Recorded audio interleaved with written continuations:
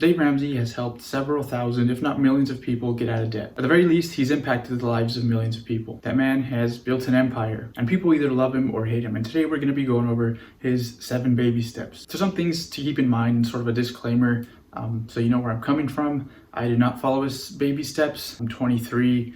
I have no dependents. I was almost 22 when I started being intentional with my money. I'm an engineer making a decent amount of money, and I only had $4,000 in student loan debt. So even though I started adulting with 5 years of terrible money habits, I was in a good position to not screw myself over financially. I also have discipline in some parts of my life that I was able to transfer over to the personal finance side of it. A lot of people don't, and so I'm not exactly Dave's target audience. I have some pizza in the oven. It's gonna be done in about 10 minutes, so let's jump right in. The first baby step is having $1,000 in your emergency fund. I have mixed feelings about this one, but I understand why it is what it is. On one hand, I don't like it because yes, it will cover a lot of emergencies once, but I started my career in February of 2020, and shortly after, people were getting laid off left and right because of the C word, which I won't say because YouTube is listening. But yeah, I guess you could say I'm a bit paranoid about job loss. And so $1,000 for me is not enough to start with. On the other hand, for people that aren't the best with money, $1,000 is a lot of money. I remember in college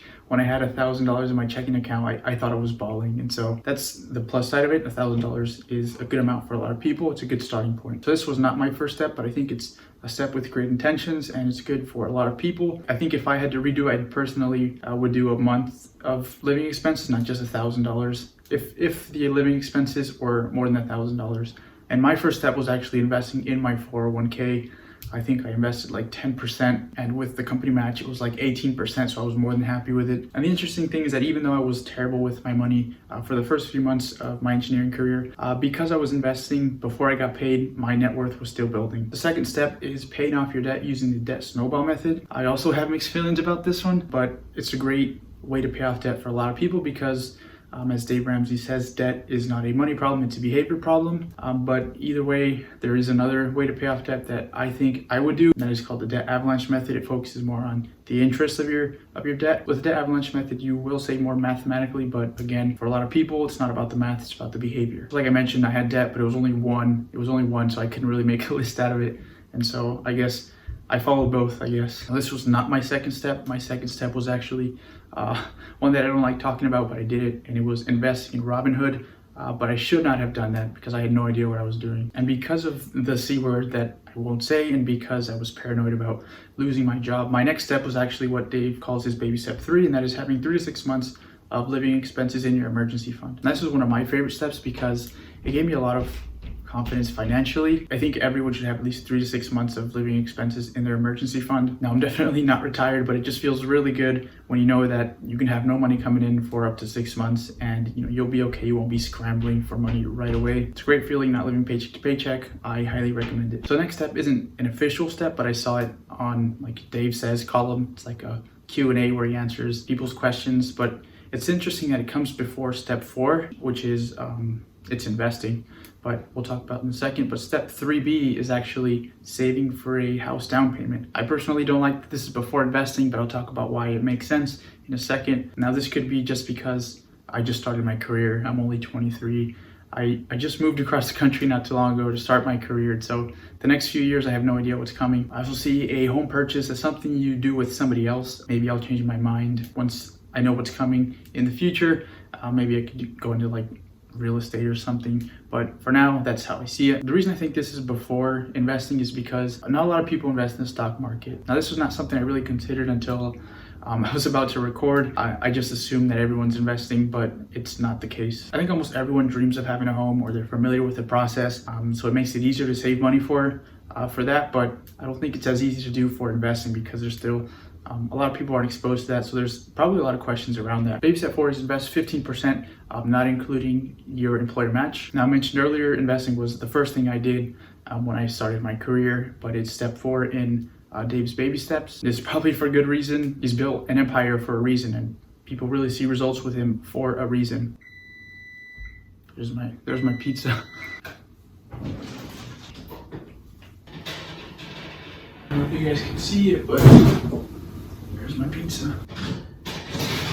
Gotta hurry this up so I can eat my pizza. So I talked about this a little bit in the beginning, but investing was one of the first things I did because I wanted to have the employer match. That was free money. I wanted to lower my tax bill, and I also wasn't great with money, so I didn't think about the other steps like having an emergency fund, to be honest. I just didn't know, so I knew it was the right thing to do. I knew I wouldn't regret it, and so I just started doing it from the beginning. Now, had I known about the emergency fund, I still think I would have done 10% from the beginning, just because of the employer match and the tax benefits, and because I was making more money than I was used to, and it was like I still had money left over. Now, I do invest over 15% in my retirement now. It's been changing the last couple of months because I've been investing more in myself, less in my retirement, but even not including the employer match, that's still about 25% at least. Now, baby step number 5 is save for your child's college fund. Now, this next step is cool, I guess. There's no kids in my near future, at least not on purpose.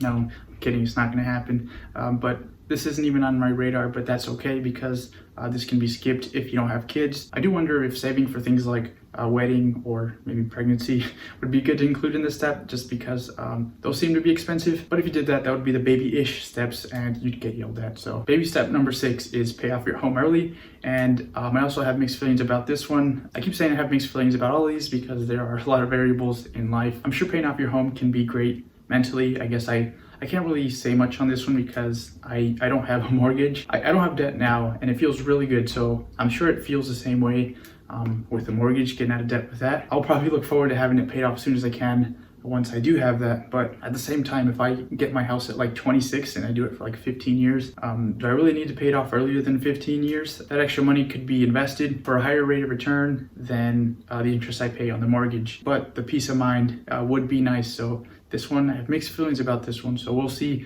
once I actually have my mortgage. I'll cross this bridge when I get there, but this will be a tough decision for me. I'm not following the baby steps. So now the 7th and final baby step is to build wealth and give. Now, this one is a great step. For me, it's like, what's the point of having a lot of money if you don't give back? Now, I would hate if I ever found myself in a position where I felt like it was me against the world and I had my struggles, so everyone did too. That's just my personal opinion. I plan on building wealth and then obviously giving back. So this is a great final step. Let me know what you guys think in the comments.